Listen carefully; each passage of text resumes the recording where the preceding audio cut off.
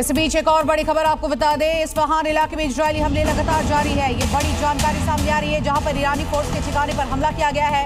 Iran के नजबाबाद में ये हमला किया गया है, तो वही इजरायली हमले में काफी नुकसान की खबर है। इन तस्वीरों को आप देखिए, ईरानी फोर्स के ठिकाने पर किस तरह से अटैक किया गया है। और देखिए, ईरान पर एयर स्ट्राइक के बाद अब ट्रंप जमीनी हमला करेंगे या फिर वेट एंड वॉच की रणनीति को अपनाएंगे। दरअसल ट्रंप ईरान की जमीन पर सैनिक भेजने की जल्दबाजी में नहीं है, लेकिन ये भी सच है कि एयर स्ट्राइक के सहारे ट्रंप अपने मकसद पर कामयाब नहीं होने वाले हैं। ट्रंप भले ही ईरान को एयर स्ट्राइक कर एक के बाद एक गहरे घाव दे रहा है, लेकिन एयर स्ट्राइक के जरिए ट्रंप का ईरान में सत्ता परिवर्तन करने का ख्वाब पूरा होना काफी मुश्किल माना जा रहा है।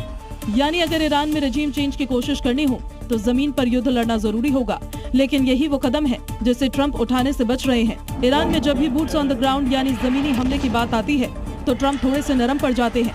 इसकी वजह ईरान की जटिल टोपोग्राफी, पहाड़ी किलेबंदी, लंबी सप्लाई लाइन और एसिमेट्रिक युद्ध क्षमता मानी जा रही है। दरअसल ईरान का क्षेत्रफल 16.5 लाख वर्ग मीटर है।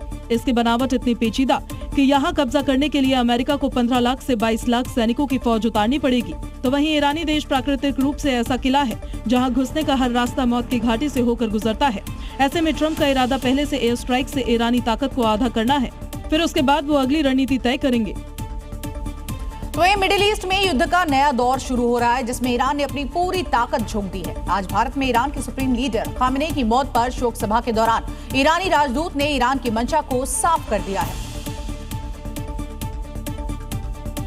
और चलेगा, साथ ही उन्होंने ये भी साफ कर दिया कि इस युद्ध में या तो ईरान जीतेगा या फिर शहादत देगा। यानी ईरान ने ये साफ कर दिया कि वो अभी लंबे युद्ध के लिए तैयार है और अमेरिका और इजराइल के सामने झुकने का तो सवाल ही पैदा नहीं होगा। मतलब साफ है कि मिडिल ईस्ट के इस युद्ध में इस्लामिक रेवोल्यूशनरी गार्ड कोर की बड़ी भूमिका होने वाली है। अगर इजराइल को इस युद्ध को जीतना है तो IRGC को पूरे तरीके से खत्म करना होगा, नहीं तो ये युद्ध भी रूस यूक्रेन की तरफ लंबा खिंचेगा, जिसका खामियाजा पूरी दुनिया को उठाना पड़ सकता है। तो ईरान और अमेरिका में चल रहा युद्ध पाकिस्तान के लिए मुसीबत का सबब बन गया है, क्योंकि सऊदी अरब में अमेरिकी सैन्य अड्डों पर हमले के बाद सऊदी के रक्षा मंत्री ने आसिम मुनीर से मुलाकात की है। और ऐसे में कयास ये लगाए जा रहे हैं कि ना चाहते हुए भी पाकिस्तान युद्ध में उतर सकता है क्या। वो इसलिए क्योंकि पाकिस्तान की सऊदी अरब के साथ एक डिफेंस डील हुई है। 2025 में हुई डील के तहत किसी भी एक देश पर हमला दूसरे देश पर अटैक माना जाएगा। अब सऊदी में अमेरिकी बेस पर ईरान के हमलों के बाद क्या ये डिफेंस डील एक्टिव हो जाएगी?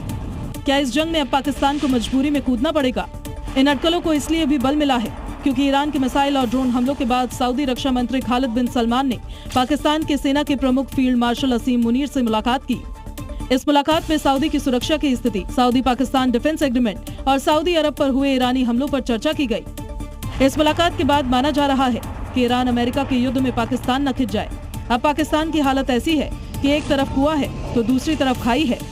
अगर ईरान के खिलाफ पाकिस्तान युद्ध में उतरता है तो उसे अपने ही देश में विरोध का सामना करना पड़ेगा, क्योंकि पाकिस्तान की आबादी का लगभग 15 से 20% हिस्सा शिया समुदाय से आता है। तो वहीं दूसरी ओर सऊदी को नाराज करने से पाकिस्तान को आर्थिक नुकसान झेलना पड़ेगा, क्योंकि सऊदी पाकिस्तान की कमजोर अर्थव्यवस्था के लिए बड़ी राहत है। सऊदी अरब कई बार पाकिस्तान को तेल भुगतान में राहत और आर्थिक मदद भी देता रहा है। तो ये मिडिल ईस्ट में युद्ध के बीच एक बार फिर से ईरान के शहर बंदर अब्बास में भूकंप के झटके महसूस किए गए, जिसकी तीव्रता 4.1 मापी गई। पिछले 4 दिन में दूसरी बार ईरान में यहाँ पर भूकंप आया है, जिसको महसूस किया है हम लोगों ने। ऐसे में कई एक्सपर्ट्स ने आशंका जताई है कि कहीं ये न्यूक्लियर हथियार वाली आहट तो नहीं। दरअसल युद्ध के माहौल में कुछ लोगों का मानना है कि ईरान के गुप्त अंडरग्राउंड न्यूक्लियर टेस्ट की वजह से ये भूकंप आ रहे हैं, हालांकि इसका कोई पुख्ता सबूत नहीं है। तो वहीं ईरान ने न्यूक्लियर प्रोग्राम के तहत अब तक 60% यूरेनियम एनरिचमेंट की प्रक्रिया पूरी कर ली है। तो वहीं बूशहर, जहां ईरान का न्यूक्लियर प्लांट है, वहां 9 मैग्नीट्यूड तक के भूकंप झेलने के लिए डिजाइन किया गया है। हालांकि भूकंप से रेडिएशन लीक होने का खतरा हमेशा रहता है, लेकिन इतने छोटे झटकों से कोई प्रभाव नहीं पड़ता। बता दें कि 28 फरवरी को युद्ध शुरू होने के बाद ईरान में ये दूसरा भूकंप था। इसके पहले मंगलवार को ईरान के दक्षिणी प्रांत में भूकंप के झटके लगे थे। तो वहीं वैज्ञानिकों के मुताबिक ईरान में भूकंप की वजह प्रकृति है, न ही न्यूक्लियर टेस्ट।